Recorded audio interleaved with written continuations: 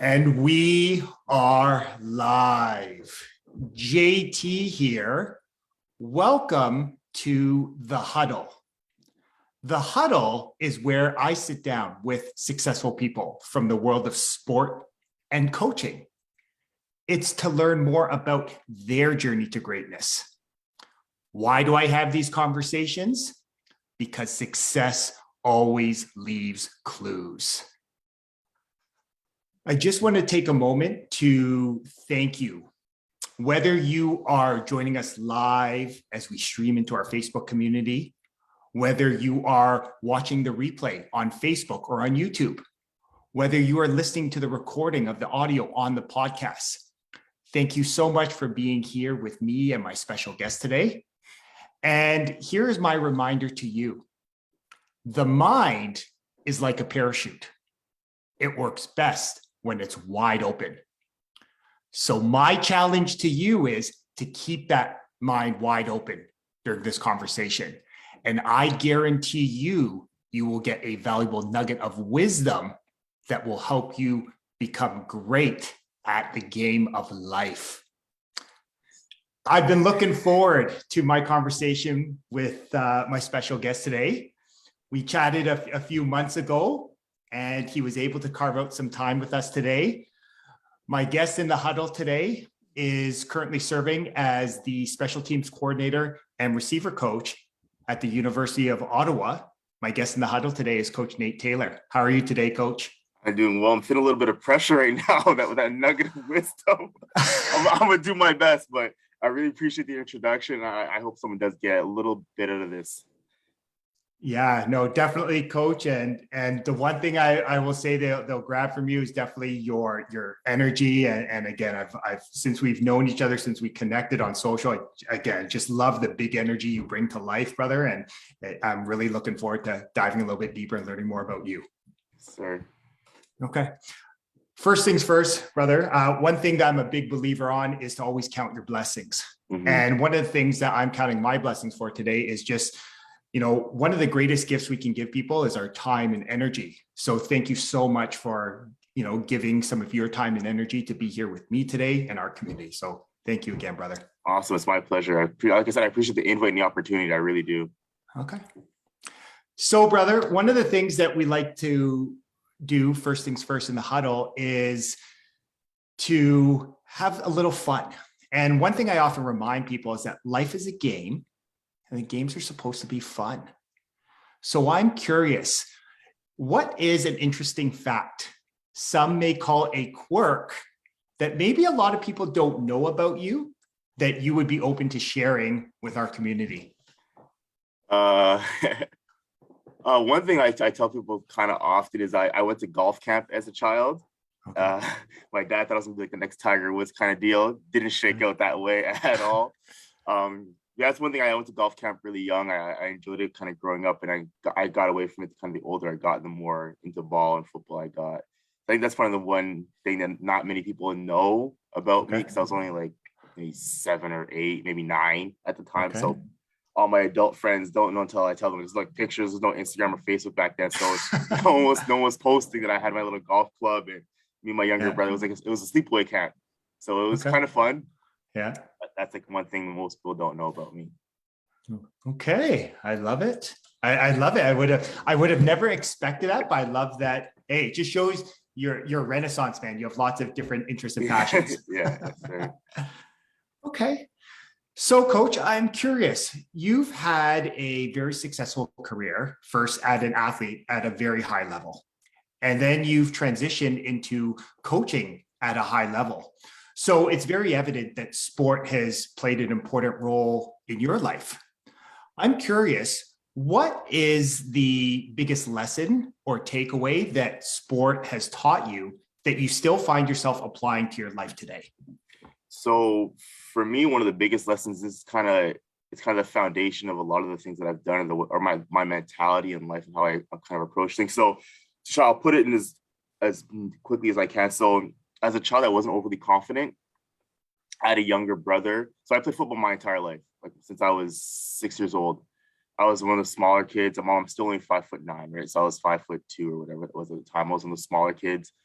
Athletically, I wasn't overly gifted at the time. I just played ball because my cousin played football, my dad played football. I came from a football family, and I had a lot of insecurities growing up. I had this nice little gap here that I never like to show anyone, so I would never smile in pictures, and so I had a lot of things kind of going on with some insecurities in my life. And like I said, I have a younger brother, and like he was the athlete in the family. He was a much better ball player than me. And then one year, I kind of just a switch kind of just flicked in my mind. I just started working like hard. I went to the field more often. I started running. I started doing a lot of push-ups. And I remember, I want to say from the ages of like 12 to 13, 13 to 14, one of those off seasons, I went from being a backup, not a good ball player, to being a starter and being like one of the better players on my team. And it was probably part of it was just going through puberty. Another portion just I was working out. I was putting effort, I was putting time, I was sacrificing, I was doing things to try to compensate for the lack of my lack elsewhere, right? So when I did that, I remember we were at a practice, the first practice of the season, and we did like a relay race kind of deal. And I remember I just took off running down the thing, throwing the bags, and I came back and I was like, yo, when'd you get so fast? And in my mind, I was like, because when you train, you don't notice the difference, right? Because you're by yourself just running and lifting and stuff. And I was like, yo, how'd you get so fast? And I was like, I'm faster. Like it hadn't clicked for me yet. I didn't notice. I was just running alone. And then that kind of was like like I said, the foundation. Just like I realized if I put that effort in for that 3 or 4 months in the summer, I came back as a better player. And I kind of used that when I became as being a student, being a coach, in relationships, just understanding that it doesn't take all that much time. It just means you have to take time, put in the effort to get to where you want to be, right? And it's not going to happen overnight. And that's what essentially catapulted my whole career as an athlete, because I went from being decent or not being average at best to being decent to being one of the better players on the team, my team, to winning the team MVP at Concordia in my senior year, and then being a free agent with the Montreal Alouettes. Like that one summer as a 13-year-old or 12-year-old was the impetus for me being a pro player for 3 weeks or whatever you want to call it. So yeah. I think the big thing was just understanding that you have to work hard, you have to sacrifice in order to kind of get to where you want to be. And that sacrifice, like we were speaking on before, isn't always a negative thing. It's just understanding that there are certain things that are more valuable and having to accept delayed gratification. Knowing that me not going out to a party with my friends in university or when I was in high school and going to the gym or waking up early and lifting will pay dividends down the road, right? That's what I need to do in order to kind of get to where I want to be. And that's been my philosophy by and large since that summer, essentially. Yeah. I love that, Coach. And first, I want to acknowledge you just for being so honest and vulnerable and sharing your journey. And what I really heard from you is around this idea that, am I able, right? And I'm a firm believer that everyone is able to, be doing much better than they currently are, right? So that's not a question. But then I love how you talked about that. Like, are you willing to pay the price? Like, are you willing to put in the reps and sets now, right? In the dark when no one's watching to achieve your future results? And that's what I really heard from you there. So I'm curious, was that something that, do you remember, was there a moment where that switch kind of flipped, where that happened? Or was there maybe a conversation or, do you remember when that light bulb kind of went on? So I kind of, for me, what it was in me is I've always been a relatively competitive person, and competition kind of drives me. So like another very random story, like I don't like basketball. I'm terrible at basketball. I've always been bad at basketball. Everyone thinks I should be good because the way I look, and I look like a baller, and I can't play ball. I give you defense and hustle. That's all you're gonna get out of me, and I'll get fouled up by the second quarter. You know what I mean? So one thing, like another story is like I would go play basketball, and I remember I missed like all my shots. I spent the next 6 hours by myself just shooting free throws. I don't even like ball. I don't want to be good at basketball. I never played organized basketball. But for me, it was just the fact that I was so bad. It was embarrassing. I wanted to be better just so I was better. Not so I could go and be a pro or go play my high school team. I had no inclination whatsoever to do that. So I think the impetus for me, or what really did it, was just wanting to close that gap and wanting to be the best version I could be, and trying to get that confidence, right? Because it's kind of, it's bad because it's a negative connotation to it. but if it's kind of embarrassing to be bad at something, right? And that's kind of what fueled me. I don't want to be bad. Like I didn't want to be bad. How do you not be bad? Become better, become good, become great. So that was kind of one of my driving forces, to be trying to be the best guy. And I know there is a negative aspect to my thought process, but it's kind of what worked for me. You know what I mean? No, I didn't want to be bad. I want to be better than everyone else. I was just kind of always chasing that. So I think that one thing was, I want to be better than my brother. I want to be better than the guy that was bullying me. Want to be better than like trying to prove someone that said, "Oh, you'll never play CJ ball." Like my gym teacher, I'm not gonna say his name because I know he'll watch it, but one of my gym teachers in high school, I'm like, "Oh, I want to go play for Vanier." He's like, "Oh, Vanier." I was like, "Yeah, I want to play for Vanier." That's what I want to do. He's like, "Oh," and he didn't say it outright, but I could tell like the way he was saying it, he didn't think I was capable of playing CJ football. I was like, okay, and I still remember that conversation, walking down the hallway to this day, and the way he looked at me like I was a crazy person. I'm like, no, that's my goal, that's my dream, it's what I want to do.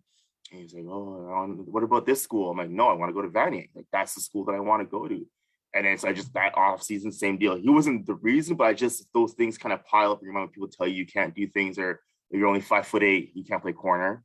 Why not? You know what I mean? Like I'll figure out a way to get it done. So I was kind of just always chasing that and proving people wrong and taking that and adding fuel to my fire. And just, that's what kind of drove me. So that's kind of what it was.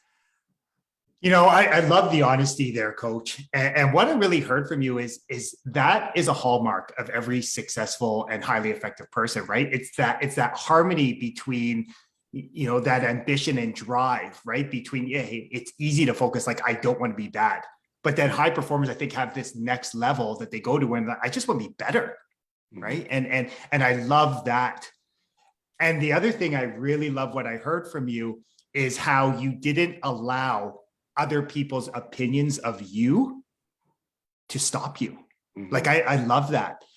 So I'm curious from you, is that something was that a lesson that, has always been in your mind? Was that something you unconsciously did? Or is that just something that, has that always been like fuel for you? Like, I'm not going to accept other people's opinions.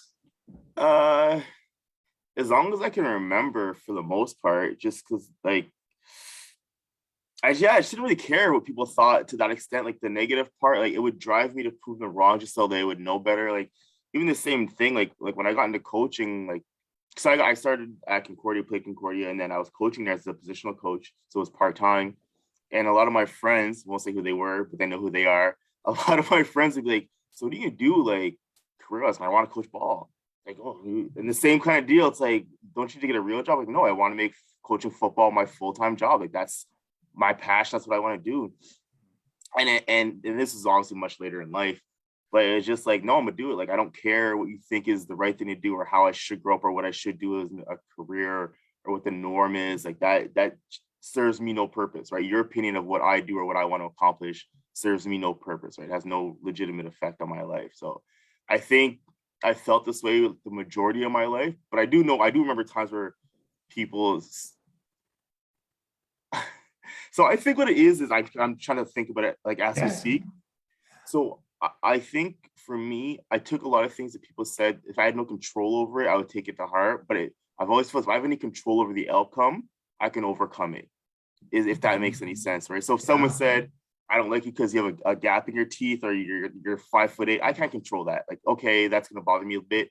But if you're telling me I can't be a coach, no, I have control over the outcome, so I can overcome whatever shortcomings you may think I have, or whatever you may think is possible or not possible. You can't play CJ football. No, I have control over that outcome. So I know with the way that I work and with what I do, I'll make it happen. I'll get it done. So I think I just kind of literally put this together in this conversation. Yeah.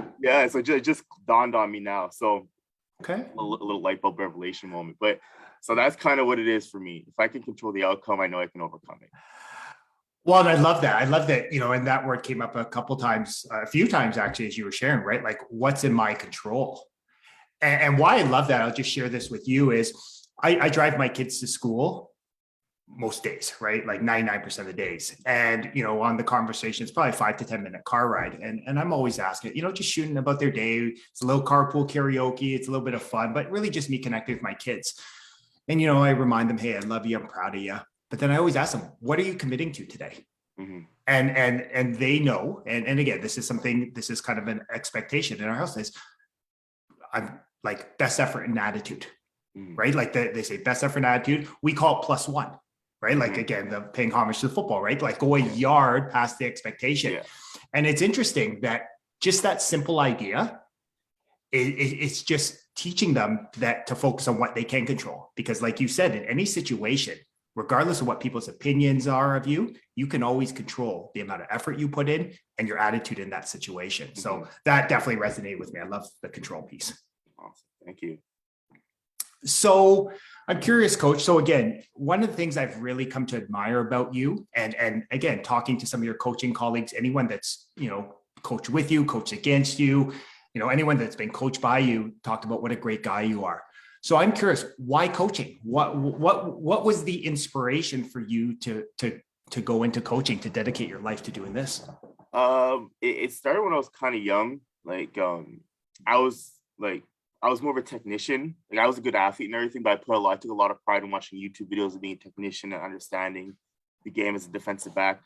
So when we'd go to the park, we went to the park a lot, and we used to do like a lot of football drills, one-on-ones. That was like our fun time as kids. So I would be like running the drills. I'd be the guy that kind of YouTube the drills, teach the drills, coach it, trying to work on our guys' footwork and stuff. So I kind of developed a love for coaching and teaching that aspect. And that was like the very beginning. So that was like the seed where I realized it. Then I got to Concordia, and I ended up working our kids camp for 2 years. We have like a youth camp for football school. I loved every minute of that. I was a sleepover counselor, so I kind of got used to it really quick, being with kids all the time and working with them and teaching them and having like interactions with them. I really got a lot of gratification from that, just seeing them develop, seeing them make plays, seeing them applying the techniques. And then once I was done ball, I got the job at Concordia. And for me, it was just like, it just felt right. It was always a good fit. I was eager to get there. I was changing my classes on to make sure that I was at practice on time. It was always something that was incredibly important to me. And I always felt that I had a leadership role with whatever team I was, even though I wasn't overly vocal at times. I made it known what should and shouldn't happen within our group. And then once I got the job at Concordia, the guys became my guys, like legitimately my players, or the guys that I was working with. That's when I realized how much I cared, how important they were to me, how much effort and time I was willing to put into them. And it didn't feel like I was putting effort and time to them. I felt like that's what I should be doing. That's my job. That's what they need. That's what they deserve. That's what they're going to get from me. They're going to get like every ounce of effort and time that I can muster is going to go to my guys. You know what I mean? So I think that's where, when I realized it didn't feel like work, I was never like, oh, I got to be at the office. I was like, okay, let's go to the office. I get to go to a place where I love to work with the guys that I work with. And it's watching them grow, watching them mature, watching them graduate. There's so many things that happen off the football field that I kind of cherish more than what happens on the field, right? Like they get long-term girlfriends and they're oh, I love this girl. You're like, oh my God, it's so dope. I'm so happy for you. Like you need a girl, she'll kind of set you right. She'll give you some guidance and even like now I feel like I'm getting older within this industry. Like some of my players, like they're getting married, they're having children. It's just, for me, it's like holy smokes, they're getting, like I had one kid, I only coached him for 2 years. His name is Jason Azapardi. He got like the Rhodes Scholarship from Quebec. He's got like his master's from like NYU, or he's got his PhD. Like he's a brain, like an incredibly intelligent human being, and I like off the charts intelligence. And he's like, I can't remember what his job is now, but he's making, oh God knows how much he's making. But and he's one of those guys that, and he's one of those guys that he loved the sport. He was incredibly detailed, took care of all his business, wasn't overly gifted, but a great kid. Moved from quarterback to safety, so I coached him as a safety. Played for me for 2 years, never really started, but you could tell he was so passionate about the game. And he didn't really need the game because he had so many other things going on in his life that were going to take him much further than football would ever take him. Never they'll take most people. And I coached him for, like I said, 2 years. He gave me everything he had. And he's one of those guys where he never played, but I'm still so proud of him. Like he's not one of those guys like, oh, he's a 4-time All-Canadian. He played 5 years in the CFL. Like that's cool. Like I get that. And I do enjoy when that happens, but there's all these other little victories off the field that happen. You have certain guys that are able to accomplish things. And like, it's just so rewarding. You know what I mean? I get to work with a bunch of very impressionable youth that I can kind of help guide in the way that I think they should be guided and help them out as best as I can. I take a lot of pride in spending as much time with them off the field, kind of listening to their problems, checking in on them. So it's not like not a lot of people. Many people ask me if I ever want to go pro in terms of being a CFL coach. And Yes, because I think it'd be cool to work with that caliber of athlete and to kind of get that recognition and be a professional coach. But in the back of my mind, I know that's not what I'm really meant to do. You know, I meant to work with children, work with kids, work with young adults. That's where I feel I bring the most value to this world, is helping younger athletes kind of grow and develop and be their sounding board and helping them learn and go through their crises and go through the good times and be there for them. Like me working with a 34-year-old defensive back that has 4 kids and is married and is happy, like that's great. Like he has those things, but I really get the most reward and most gratification from working with young adults. And that I feel that to my core, because I never, the pro thing is, like I said, it's cool, but I have those when they walk in my office, hey coach, how's it going? Or how's school going? Oh, it's going well. And I can make sure you stay on top of this, stay on top of that. Yeah, coach, I got you, don't worry, but we'll be good. Like, all right, cool. Like those are the kind, like I live for those moments, those little interactions. Mhm. You know, I love it, coach. And what I really got from you there was again, that energy, that enthusiasm, that passion that you bring, right? And what I really heard from you is the football field is kind of your classroom, right? But really what you're doing is you are teaching, you're elevating, you're empowering these greater life lessons. And you're just, football is kind of your canvas right now. Yeah. But it's really about teaching how to, as cliche as it is, to become the best versions of themselves. Absolutely. Yeah, I agree to that. I agree 100%. Okay. So I'm curious with you, what, I think, it's easy sometimes to get caught up, right? Especially as we move up in levels of football, as you know, that it's easy to get caught up in the wins and the losses, right? So I'm curious, is there anything that you do to anchor, to remind yourself, to keep yourself sort of in harmony of why you're doing this, like to really make it about the player, to help them become the best version? Is there any practice that you have to remind you to, be of service to them? I think one of the biggest things is, well, there's a few things that I try to keep in mind. One is like, no one wants to make mistakes. That's one thing I've tried to kind of keep in the back of my mind as much as I possibly can. And no one goes out there, in my opinion, in any realm of life, says, I'm going to go out there and I'm going to make a mistake. And that's my sole purpose for doing what I'm going to do today. I'm going to go there and I'm not going to do so. I try to always understand that they want to do what's best. That's their goal. There may be certain things that hinder that ability. Maybe they have issues like remembering things or staying focused. There's all these things that can happen. But I don't think no DB goes in the field and says, I'm going to get beat for a touchdown today. They line up and they get beat for a touchdown. Like, that's not, or I'm going to drop a football today. That's not what's in their minds. Like, they want to do well. They want to be successful. So I try to always use that as a mindset when it comes to communicating and having those conversations. Like, it's a kind of what is causing you to make this mistake, right? So I think that helps me understand that it's not purposeful. There's no intention there. It just, they made a mistake, right? And then the second thing is I was trying to remember kind of what I was like back then, the mistakes that I made. And it's not, sometimes it's just ignorance. Sometimes it's just that they're lost, not paying attention.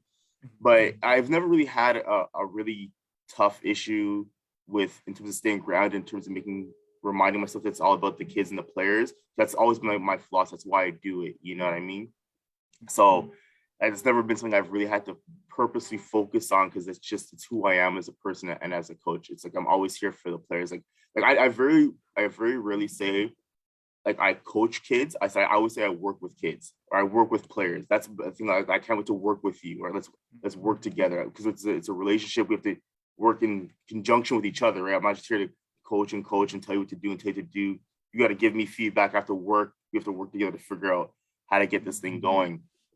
So I think that's been a big thing for me, just making sure to kind of stay with that and not yell and not get off, because I don't yell at my players. Like, I don't. Like, I've never. The one time I really raise my voice is if they've done something good.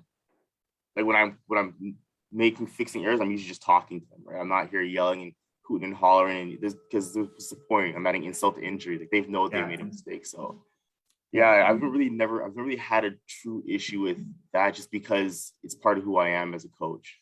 Yeah. Well, again, coach, what I really heard from you there is you have formed this habit of having of being compassionate, right? Of being understanding, of being empathetic, right? Of understanding that, hey, everyone is doing the best they can based on their current awareness. And then, like you said, it's No, let's separate it. Let's be objective. Let's figure out what is causing the problem, and let's fix it together.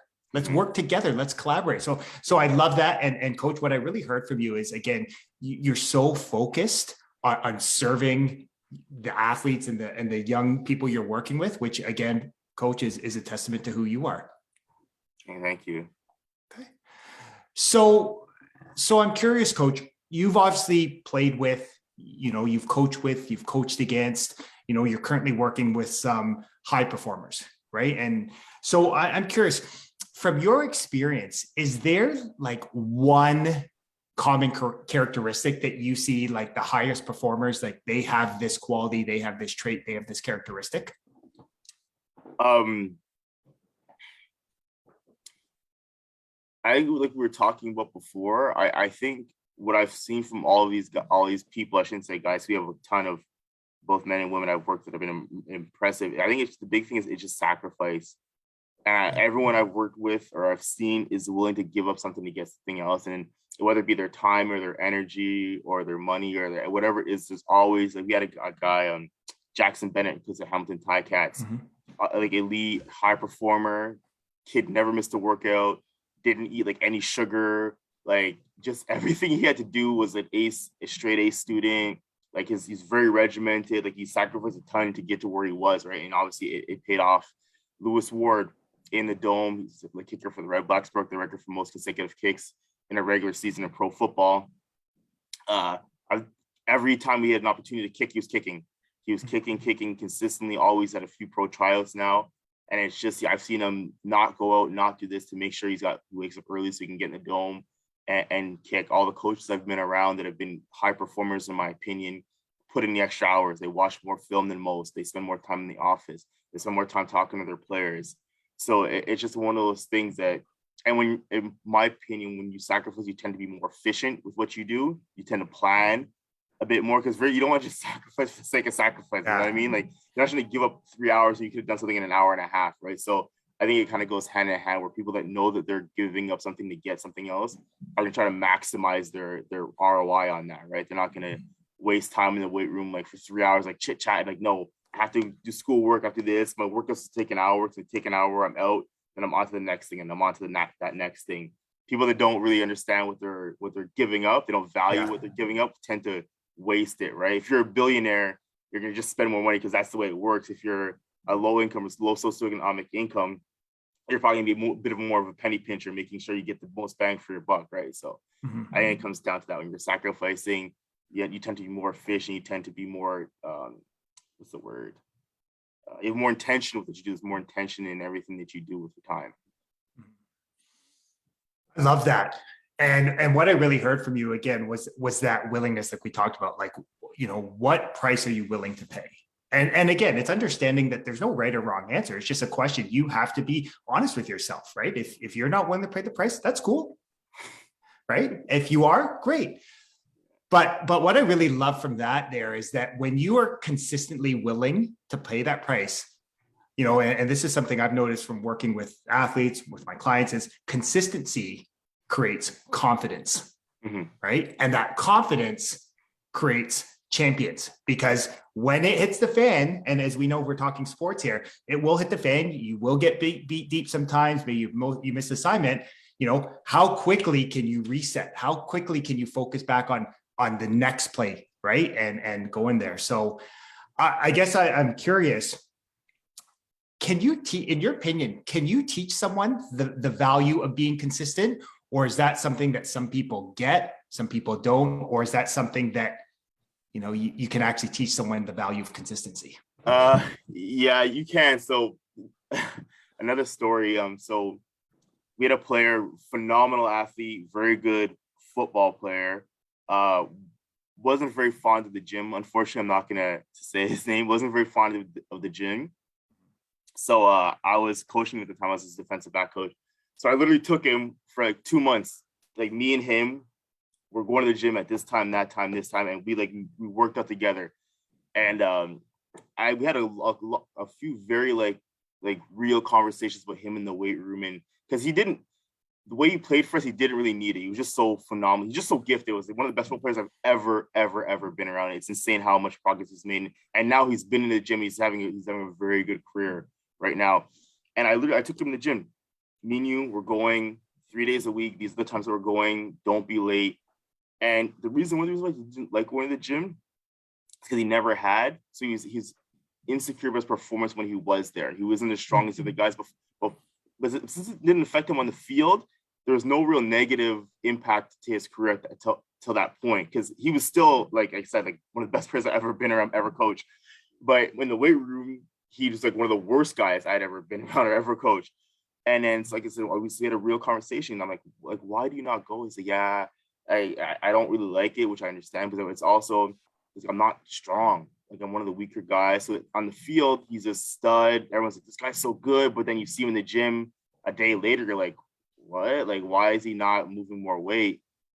So we had a heart-to-heart about that. I'm like, don't worry about any of that. The only way you can get over that or overcome that is to work on it. You can't just stay in that zone your whole life. It's going to hurt you big time when you're trying to go pro. So we had a real conversation. Then we started going to the gym together. And then, like I said, so the first week, he's like, I'm sore. This sucks. I don't want to do it. And then the next week, he's like, oh, I'm still sore. I'm not making any progress. And like week 3, he's like, oh, I don't know if I can make it today. I'm like, no, I'm here for you. We're going to the gym. We're going to work out, big dog. Like, I'm not letting you get away. You know, we're going to get this thing done. We got to change how these things go with you, you know? Mm-hmm. And then like a month in, and then about like, I want to say like a month, about that 5 weeks, that spot, he had like a jump in his strength gains, right? So now he's benching, he's moving weight, he's feeling better. Now he's texting me. He's like, yo, where you at? I'm like, I'm 5 minutes late. Like, give me a break. You know what I mean? Like, I still got work to do.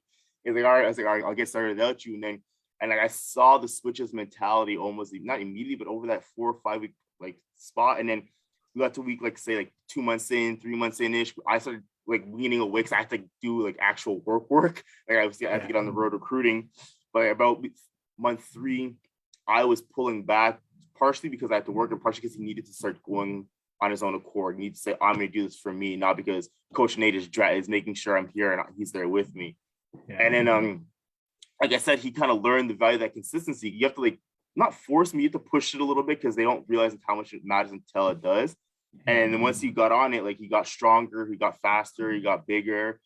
And he went from like barely being able to bench, like I think a plate, to benching 2 plates for a couple reps in that, say, 3-month period. And he was ecstatic. He benched 2 plates. I remember his eyes lit up and I was like, dog, like you did it. You know what I mean? We both, like, we shared like a moment where he's like, I was excited because I was going with him. I love the gym, so it was good for me to go. But I was excited because he'd achieved like a milestone where he had never benched 2 plates before, but to that point.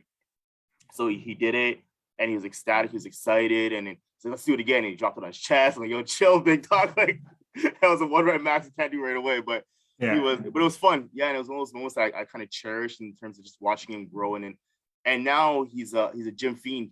He runs, he lifts, he's training elsewhere now, but he runs, he lifts, he's posting ability, he's spending the time into his body, being bigger, stronger, faster. And he just recently, I'm pretty sure, just started, I think, his first game in the CFL.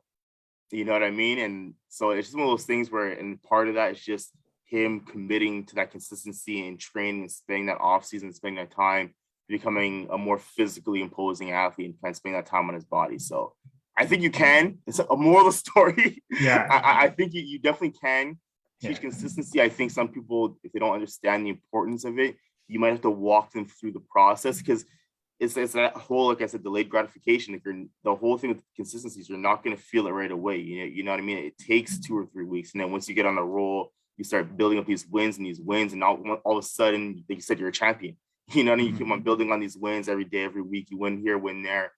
And then when you start feeling that, you're like, oh, wow, like, you get it. And it clicks immediately. And now it's like, okay, we're good to go. And hopefully they just kind of keep that mindset for the rest of their lives. Mm-hmm. I love that story, Coach. And again, it speaks volumes of who you are. The first thing I really heard from you as you talked about that was just, again, your ability to embody and demonstrate compassion and understanding. And really what I got from you there was by actually asking a question, right?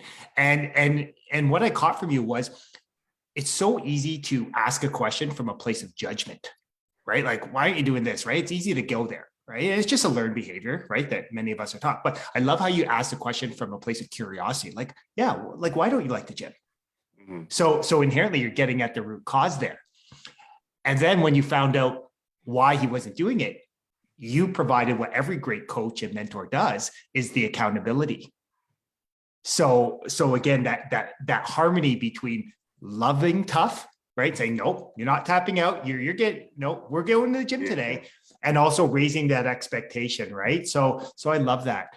So I'm curious, how important has like coaching and mentorship been in your life? Like is it something that, you're obviously a great coach or mentor, is it still something that you surround yourself with? Yeah. I think it's important. I try to read a lot. I try to read a bit about great coaches and what they've done to get to where they are. I've had a couple people in my life that have been very impactful. Like I work with Coach JV. He's a defensive coordinator here. We share an office. So I've just organically, he shared so much knowledge with me, and I'm grateful for that. My old head coach was a great job. Our new head coach, Marcel Beffet, and like he's doing a great job. And just I think one of the biggest things, I think kind of what you led with, is having an open mind. The parachute deal is you have to always be willing to receive all this information, right?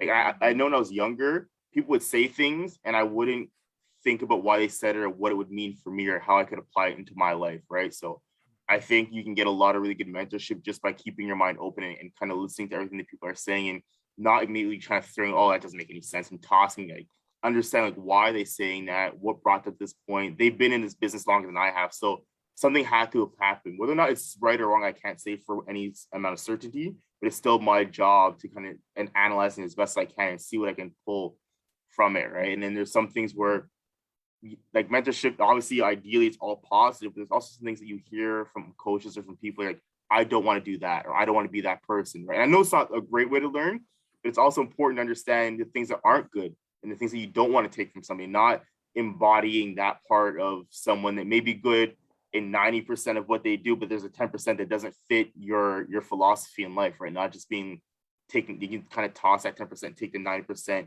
that does serve your purpose. I've also spent a good amount of time with Jen Boyd, who's our women's rugby coach. She's a phenomenal coach. Like, she's one of those people when I want to talk about soccer, when I said people instead of men, just referring mainly to Jen Boyd. And she's one of those people where it's just like embodied sacrifice, efficiency, like, you know, she's a machine. And I say that with the utmost respect and astonishment. Like, yeah, she just gets after it, right? And I think they've medaled 6 times in a row in women's rugby and youth sports. So I'm not sure how many goals, but they're just consistently impressive, and the way she organizes things and her efficiency. And it's just watching the national championship contender deal, always kind of being at the top dog in that realm. And no matter what sport, what gender, it's impressive, right? Even if you're coaching freaking Pee-wee football, you know what I mean? If you coach Pee-wee football and you medal 6 times in a row, like, you're doing something right. You know what I mean? You're coaching youth ping pong. If you medal 6 times every year, you're in the medals for your national championship, you're doing something right? There's something to be taken from that. So so that's another big one is Jen. And then I worked with Frank Rodriguez as well, and he helped me in terms of my development. So I've had some people, and I'm very grateful with that. My parents as well, obviously. My hardworking mentality comes from both my mother and my father, and that's kind of something that was instilled in me when I was incredibly young. Because my dad just grinder. He grinded. He worked. He was he's on Facebook really. He worked as a porter in an airport, so he worked almost exclusively on tips for a large part of his life. And it's like, man, if you didn't work, you didn't get paid, right? And he kind of told me, like, we knew, like, we had conversations. It's like, if I don't go to work, he doesn't get paid.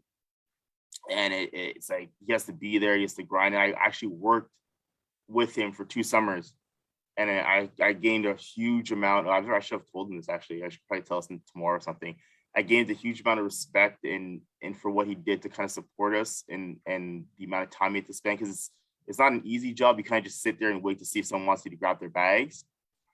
And there's no guarantee of $1, you know what I mean? You're just kind of doing your best, or you're grinding it out. And he did that for hours, and he'd work 7 days a week. I remember I can't remember what it was, but I think one year he worked like 92 days in a row or something like that. He's like, because Nate, if I don't go, I don't get paid, right? There's nothing, I have to save all my money. So I think I took that and I understood that, like, if you don't work, you don't get paid. You have to keep on grinding. And my mom worked security in a hospital. I worked with her as well. Actually, they both got me jobs. I worked with her as well, and she worked night shifts. Right, she worked night shifts in a hospital with the premium, so she gets paid a bit more. So I think it's one of those things that nothing is given, right? Everything is kind of earned. And my parents, and they didn't do it with any amount of intention. I don't think they were implicitly trying to tell me like you got to work hard, but just from the way that they acted and the way that they did, and I never wanted for anything. I had everything I ever needed. Always had shoes, always had this. I had a roof over my head, and that was due to how much time and effort they put into their work. They weren't necessarily great jobs. They had to work a little harder than most. So I think those, like, when I I always tell my mom, my success is your success. And when I tell her, every time I write her like a Christmas card or a birthday card, I always end it like, my success is your success. And I believe that to my core. Like, it makes me almost emotional to a certain extent, because I know that she didn't have all the opportunities, and especially my father had like zero opportunities in terms of being able to be quote unquote successful in today's society, or would be deemed successful, because he had a kind of a rough upbringing, unfortunately. Whew. Sorry, I'm getting emotional. It's all good. So he had a quote unquote like kind of a rough upbringing, and he had like zero support from his family, and he's from Barbados, so the language thing, he never really learned French, and he couldn't go through school because he had to support his family to drop out and get a job in the ships, working in the docks and all that kind of thing. So so when I say that, I tell her all the time that my success is their success, right? So I feel like I owe it to them to do certain things a certain way. And they've been huge, instrumental in the kind of the way that I was raised and the way I approach life and the way that I do things. So mentorship has been, sum it all up once again, mentorship has been huge in my life. I've had a ton of phenomenal guidance. I'm blessed to have the people that I have in my life and the people that have supported me.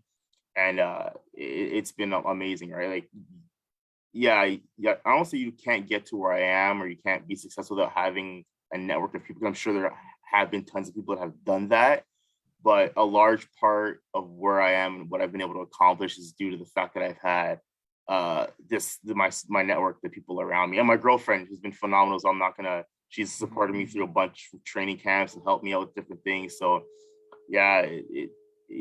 that's kind of how I'll wrap that up. Yeah. Okay.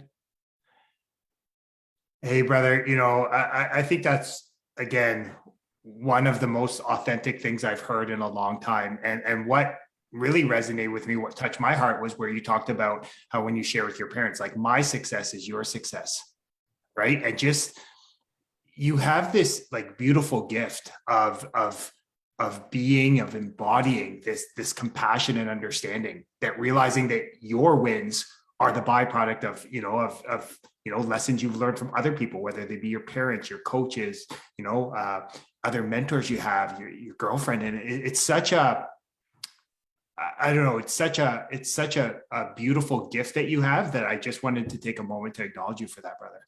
Oh, thank you. Thank you very much. Yeah. So I want to be respectful of your time, brother. So I have one last question for you. One thing I often like to remind people is that challenges, obstacles, setbacks are part of the game of life. It's not that we want to expect them, but we just understand they will pop up from time to time. So I'm curious, what is a piece of advice, a suggestion you would offer someone that maybe is going through maybe a challenging time right now, just so that they can, get back on their feet, create some positive momentum, and get back on their journey to greatness? I think one of the things that helps me, even though I'm pretty bad at it, to be completely honest, is finding people to talk about it too. You know what I mean? Because a lot of times we go through these things and you can't always see your own fallacies or your own faults or their own reasons for certain things happening. And a lot of times people with an outside perspective, whether it be right or be wrong, because I've had one thing I've kind of learned recently is you can have a conversation with somebody about anything, and their opinion may not resonate with you, but the conversation in and of itself forces you to think about it intrinsically. Things what you think forces you to think about it.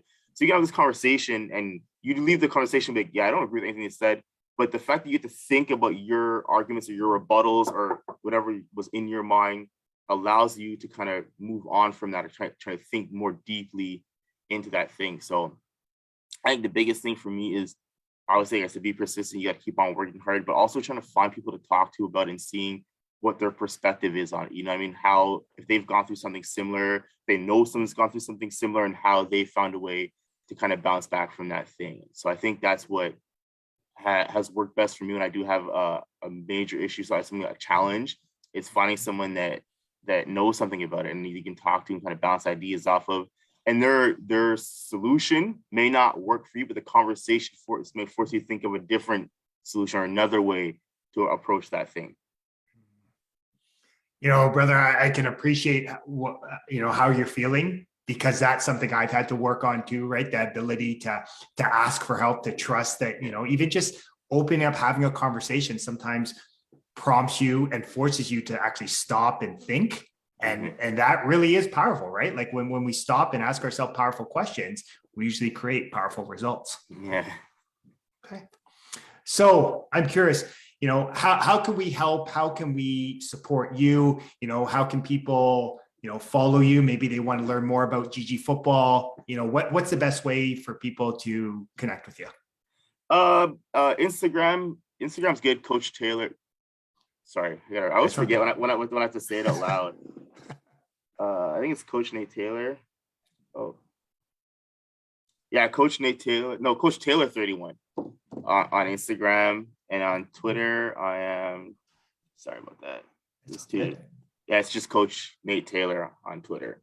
Yeah, okay. So Coach Taylor 31 on Instagram, Coach Nate Taylor on Twitter. Okay. So again, I love it, and again, folks, I would encourage you to follow Coach. And again, he's got great energy and just a great all around human being. So Coach, I want to take a moment to acknowledge you. I want to acknowledge you for the man you are, you know, the great boyfriend you are, the great son, the great teacher, coach, and mentor, but more importantly, the great human being you are. The one thing I've really gained from this conversation is how important it is to embody, you know, compassion and understanding and really taking an interest in people. Like that is something, brother, that's a gift. And it's a great reminder to me about how to really live a great life. And that's to be compassionate and understanding and really get to know people. So thank you for that reminder, brother. Well, thank you for, like I said, thank you for the opportunity. This conversation was really, really good for me. Like I said, I don't have a lot of these conversations organically at times. So you asked phenomenal questions, and it kind of forced me. Like I got to text my dad now and tell him how much those hours working at the airport kind of affected my life and how it made me a better person, right? And that's something I never put those things together. I never put some of these things together now in myself. I'm grateful for the conversation for having me on here. Yeah, no, definitely, Coach. And I have a feeling this will be the, you know, first of many great conversations. There you go. So folks, here is my reminder to you. As I remind you every time in the huddle, knowledge is potential power. It's the consistent and focused application of that knowledge that actually creates great results. Coach shared so many valuable nuggets of wisdom that will not only help you succeed on the football field, but more importantly, help you succeed at the game of life. So take one of these valuable nuggets of wisdom and go apply it to your life. And I'll remind you that you are deserving of greatness. You are worthy of greatness. You are greatness. Now go do the work. As always, I look forward to chat with you next time in the huddle. Have a blessed rest of your day. We'll talk soon.